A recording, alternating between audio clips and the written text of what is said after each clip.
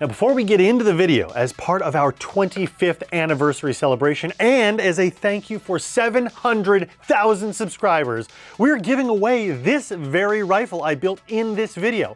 Leave a comment, share the video, and watch to the end to learn how you can enter to win this custom AEG built by yours truly. Let's get started. Have you ever dreamed of building the ultimate AEG? Something so tricked out that would make all of your friends and enemies and frenemies jealous? Turn heads when you pull the trigger and whack some poor player on the other team? Well, if you're like us here at Evike.com, you never stop thinking about your next build. So we wanted to share with you the process of building a top-of-the-line custom AEG from the ground up, something we as airsofters would be proud to call our own. But it wasn't as simple as adding items to the cart and then tossing them in the proverbial oven and it's done. Oh, no. This type of build needs some expert TLC, and I don't mean T-Baw's left eye and chili. Luckily, we have the best tech department in the world right here at Evike HQ, and our boy Tommy was up to the task of creating the ultimate M4. From end to end, everything is custom selected and fitted just so, making this a unique, one-of-a-kind blaster. I can put one together and I can shim halfway decent, but for a build to truly sing in the way that this one really needs to, we asked Tommy in our tech department, who's a freaking wizard at everything internals and externals, to use his magic fingers to perfectly shim and lubricate the internals and put them together. All right, so we've gathered all the things here. We're gonna start the assembly process. We've got our brand new, fully customized gearbox. We've got some exciting stuff to throw in here as well. Okay, so boom, those 4 screws come out. This guy kind of pops out like so. This is gonna sit on here to hold that piece, but only after we install this cool piece on here. Oh, we gotta remove the gas tube. Look at that. Okay, that's out of there. Boom, done. This guy is gonna slide on here. So that comes down here, we're gonna use that later, and now we need to reinstall the thing that we just tapped off. Okay, we've got our locking collar back on the upper receiver. We're gonna throw our outer barrel on here, making sure that, again, that gas block is aligned. I'm gonna tighten this down. Then you're gonna grab a handy dandy AR wrench. Okay, cool. Then we can take this and slide this guy all the way down here. We just need to reinstall the lower cover like that and put back in those screws. So now we're gonna install this into this. Motor wiring is gonna go down through this hole here in the bottom, and then your battery wiring is gonna go not through the QBS spring guide hole. It's actually going to go through this lower hole down here. We're going to slightly change the factory configuration of this gearbox by removing the factory spring guide and instead using the QBS spring guide for the QBS receiver. We're going to take out the factory spring guide, and the factory spring guide there's nothing wrong with it. It's got a ball bearing, but we're using a QBS compatible shell, so we're going to use a QBS spring guide, and it's going to go in place of the original, kind of like this, and sit inside like that, but screwed into your receiver, like so. But to make things easy, we're just going to leave the spring out, show you how easy it is to use QBS. Battery wiring is going to go in first, down that hole first.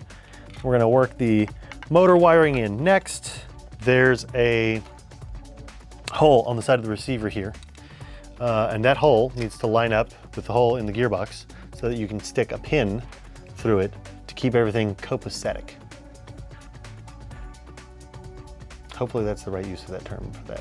A pin, a body pin, is provided. Your dummy bolt release for when the upper is like installed again, and that's gonna go through here and kind of cradle underneath the gearbox, and that is held in place very conveniently by this body pin. Magazine release goes in like so. Towards the back is the stem, we'll call it. It kind of goes all the way in. You're gonna wanna hold that with one hand. On the opposite side, you're gonna put in your spring, and then you're going to put on your mag release button so that you can grab that screw. Remember that spring we took out? I'm gonna put that right back in through the hole in our receiver that goes right into our gearbox. And then we're gonna install that really cool SEMA QBS spring guide.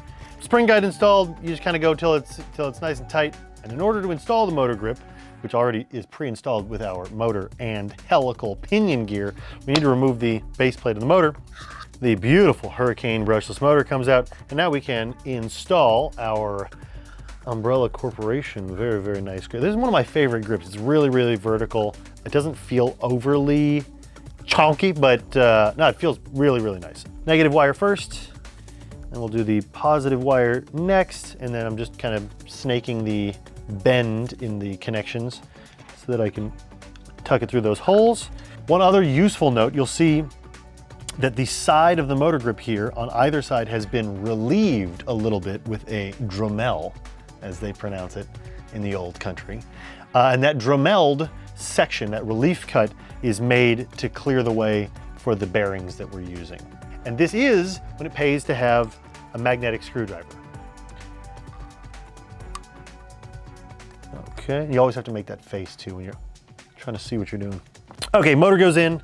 You're just trying to get the wires situated in the motor grip so that they don't interfere with the relationship of the spring and the pinion gear moving freely. You want to make sure that this moves up and down freely via your motor height adjustment ultimately, so that those aren't binding and so that any adjustments that you're making are actually being translated to the height of the motor, and that your wires aren't in any danger of A, falling off, or B, coming into contact with anything that can cut them. If you like the content, if you guys want to see us do more build-alongs, if you like this kind of thing, let us know. Let us know what platform you'd like to see us do it with. Comment that in the section below and we'll get right on it. We're going to need a motor plate. We're going to need a sling plate receiver, but if it doesn't have sling loops, then it's not a sling plate. Let's call it a receiver plate. I'm going to slide this kind of over our wiring, and then we're going to install it, making sure that we're not pinching our wiring against the receiver extension or the buffer tube section mount on the receiver, and that we're capturing that in that groove. I'm checking, make sure it's still moving freely, not being pinched by that plate. The receiver extension buffer tube has a groove in the bottom of it to allow for your wiring to pass through. So that's going to go on here like this. Get those together like so. You're going to press that down a quarter turn and it lifts back up, which is great for alignment, keeping everything straight. And now we can tighten the locking collar or the castle nut against our receiver and its receiver plate.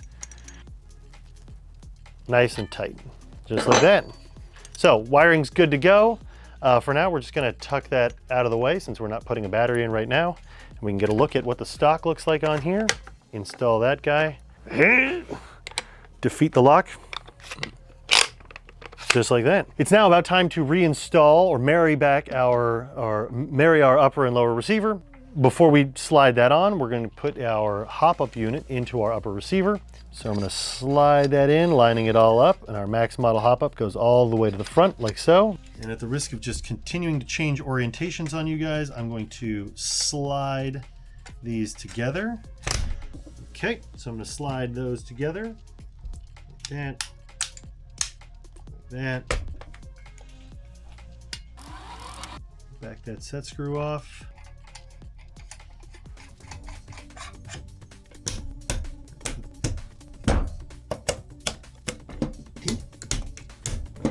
Okay, see how that feels. Ooh, that's nice. Let's go shoot it.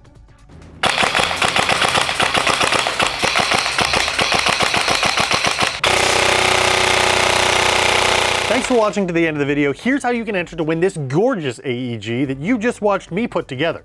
Down in the video description, there's a link to go.evike.com/700K where you can enter to win. We'll pick one of you at random and announce who the lucky subscriber is on Monday, August 3rd, 2026 at 2 p.m. Pacific.